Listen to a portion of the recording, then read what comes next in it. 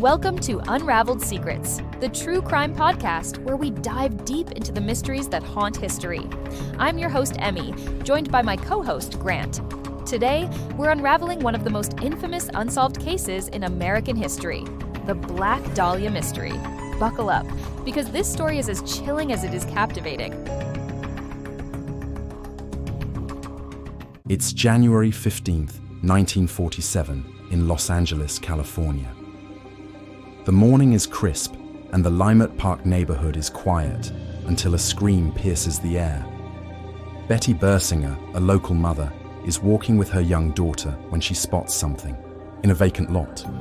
At first, she thinks it's a discarded mannequin, pale and broken, but as she steps closer, her blood runs cold.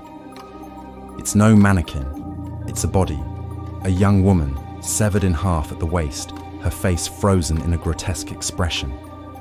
This was Elizabeth Short, a 22-year-old aspiring actress who would soon be immortalized as the Black Dahlia. Her murder wasn't just brutal, it was theatrical. Her body was meticulously posed, drained of blood, and scrubbed clean. Her face had been slashed from ear to ear, creating a grim, unnatural smile. The precision of the cuts suggested a killer with medical knowledge, or at least a twisted fascination with anatomy. Elizabeth, or Beth as her friends called her, was born in Boston in 1924. She was a dreamer, with striking dark hair and a love for the silver screen. By 1946, she drifted to Los Angeles, chasing stardom, but finding only fleeting jobs as a waitress and clerk. Beth was known for her charm, often seen in nightclubs, her wardrobe filled with black dresses that earned her the nickname Black Dahlia, a nod to her style and a popular film noir at the time, The Blue Dahlia. But Beth's life in LA was far from glamorous. She bounced between boarding houses, relying on the kindness of friends and the occasional boyfriend. She was last seen alive on January 9th, 1947, stepping out of the Biltmore Hotel after meeting a man. 6 days later, her body was found, sparking a media frenzy. The Black Dahlia case grips Los Angeles. Who killed Elizabeth Short? Police are baffled. The investigation was chaotic from the start. The LAPD was overwhelmed, chasing hundreds of leads. Reporters trampled the crime scene, and the public flooded. Police with tips, some genuine, others deranged. The case drew confessions from dozens of people, but none panned out. One early suspect was Robert Red Manley, the last man to see Beth alive. He'd driven her to the Biltmore, but had an airtight alibi and passed a polygraph. Then there were the letters. Days after the murder, someone claiming to be the killer mailed taunting notes to newspapers, some including Beth's belongings, like her address book. The letters were signed with cryptic names like the Black Dahlia Avenger. Police traced the letters, but the trail went cold. Theories multiplied. Was it a jilted lover? A serial killer? Some even pointed to prominent figures, like Dr. George Hoddle, a surgeon with a dark reputation. Hoddle's own son, a retired detective, later claimed his father was the culprit, citing incriminating evidence found in Hoddle's home, but no one was ever charged. The Black Dahlia case wasn't just a murder, it was a cultural phenomenon. Beth's face, both in life and death, was plastered across newspapers. Her story became a cautionary tale about ambition, beauty, and the dangers lurking in the City of Angels. Yet, despite decades of speculation, advancements in forensics, and countless books, the case remains unsolved. Who killed Elizabeth Short? And why was her death so meticulously staged?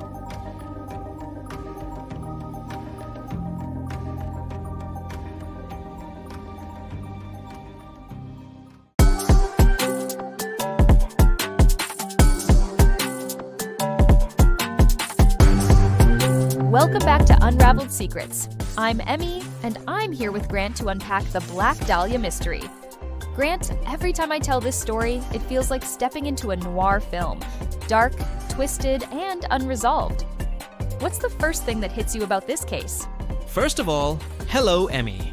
And hello to all our listeners. I was so excited to record and discuss Black Dahlia as our first episode. It's the theatricality of it all. The way the killer posed Beth's body, it's like they were directing a horror show for the world to see. It wasn't just a murder, it was a statement. And you know what's crazy? This case is so ingrained in our culture, it even popped up in American Horror Story. In Murder House, they had Elizabeth Short as this ghostly figure tied to the house's dark history. It's like her story is too big to stay in the past. I love that you brought up American Horror Story. That episode gave me chills, the way they portrayed Beth as this tragic, almost mythic figure. It's a perfect example of how the Black Dahlia has become this cultural touchstone, a symbol of Hollywood's underbelly. But let's talk about the case itself. The media frenzy in 47 was insane. Reporters trampling the crime scene, printing every rumor. Do you think that chaos doomed the investigation from the start? Oh, no question. The LAPD was chasing their tails while the press turned it into a circus. You had journalists leaking crime scene details, which probably tipped off the killer. And don't get me started on the false confessions. Hundreds of people claiming they did it. It's like everyone wanted a piece of the spotlight. But those letters, Emmy, the ones signed Black Dahlia Avenger, those haunt me.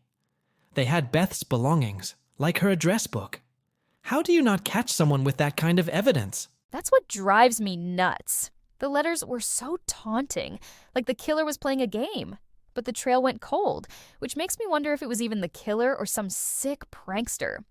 I read somewhere that the police thought the letters might have been a journalist's stunt to keep the story hot. What's your take on that conspiracy angle? That's a juicy theory. LA in the 40s was cutthroat. Newspapers would do anything for a scoop. But I'm not sold. The letters had details only the killer would know, like the exact items sent. I lean toward a darker conspiracy.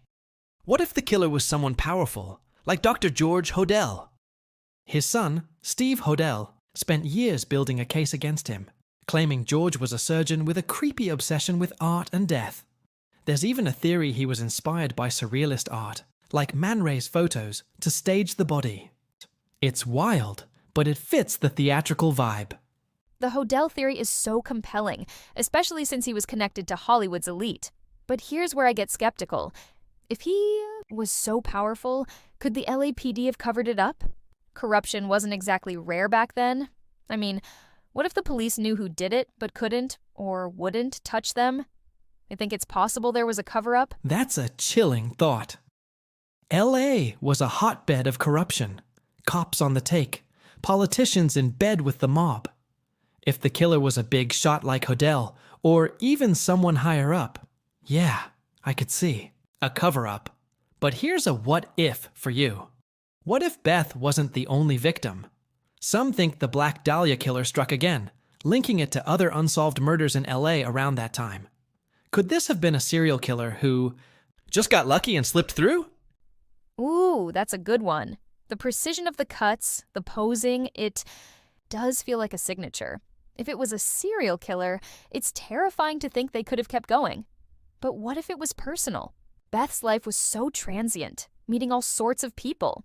What if she crossed the wrong person, someone who wanted to make an example of her? Her nickname, the Black Dahlia, almost feels like it fueled that myth, turning her into a cautionary tale. That nickname is so key. It's like the media took her real story, Elizabeth Short, this hopeful young woman, and turned her into a dark fairy tale. It's why the case is still compelling. It's not just a murder, it's a mirror for our fascination with fame, beauty, and tragedy. I mean, Emmy, you grew up in a small town, right? Didn't you ever dream of something bigger, like Beth did? Oh, you're getting personal now. Yeah, I grew up in a tiny town in Ohio, always dreaming of the big city, wanting to be a journalist. I relate to Beth's ambition, that hunger to make it. But her story scares me too. It's like a warning that the dream can eat you alive. What about you, Grant? You've got that LA vibe. Any connection to this case? I grew up in LA, actually, and my grandma used to tell stories about the 40s, how Hollywood was this glittering trap. She was a waitress at a diner where some of Beth's crowd hung out. Grandma always said the city had a dark side, where dreamers like Beth could just vanish. It makes the case hit home, you know? Like, what if I'd been in the wrong place? At the wrong time back then? Wow, that's wild. It's like the Black Dahlia is part of LA's DNA. Culturally, it's huge. It's a story about ambition, gender, power. Beth was judged for her lifestyle, painted as this loose woman, which feels so unfair. Why do you think we're still obsessed with this case? Grant? What makes it stick? It's the mystery, but it's also the tragedy. Beth was so young, so full of hope, and her life was cut short in this brutal, almost artistic way. Plus, the unanswered questions: who did it? Why? It's like a puzzle we can't stop trying to solve. And pop culture keeps it alive. Movies, books, American Horror Story. It's like we're haunted by her. Do you think modern tech could crack it? Like DNA from those letters? I want to believe it could, but the evidence is so old, and the crime scene was a mess. I'd love to see them try, though. Test the envelopes, her belongings. What would you do if you could go back and investigate one lead? I'd tail George Hoddle. His son found photos, recordings, creepy stuff. I'd want to know what he was up to in January 47. What about you, E? Where would you dig? I'd track down every person Beth met in her last week, especially at the Biltmore. Someone saw something. But honestly, Grant, do you think we'll ever solve it? Or is the Black Dahlia doomed to stay a mystery? My head says no. Too much time, too many lost leads. But my heart... I hope some cold case detective pulls a miracle. It's why we do this podcast. Right? To keep these stories alive, to maybe spark a breakthrough. What's your gut say? Same as you. Hope, but doubt. The Black Dahlia is like a ghost lingering in our culture, reminding us how fragile dreams can be. Detective Dears, we want your theories. Who killed Elizabeth Short? Put your thoughts in the comment section below. We'll be reading the ones that stand out next episode. G, any last thoughts? Just this. Beth was more than a headline. She was a person, and her story deserves to be told right. So, keep digging. Keep questioning. Next week, we've got another wild case, so don't miss it. Stay curious, stay safe. Couldn't have said it better. Until the next one, this is Unraveled Secrets signing off.